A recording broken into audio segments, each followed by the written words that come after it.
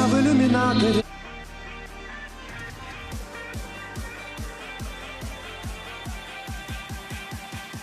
Земля в иллюминаторе, земля в иллюминаторе видна.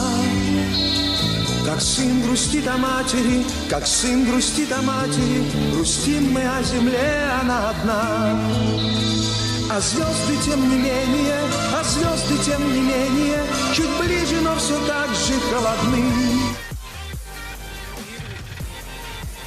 Смотрите, ребята, наконец-то на Урале в УГМК в Кушме появился Буран, легендарный советский космический корабль, который наши меценаты, спонсоры, спасибо Казицыну, выкупили из, видимо, Казахстана, где он стоял в ангарах со своим побратимом, который, видимо, там еще остался.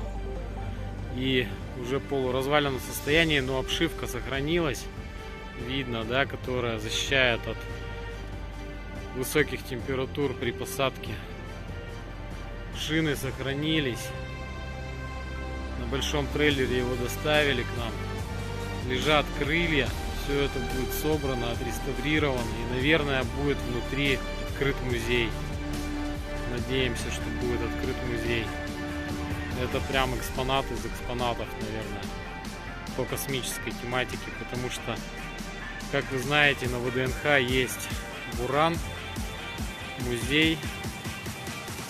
Но у нас здесь на Урале подобное впервые, и, наверное, больше нигде такого нет.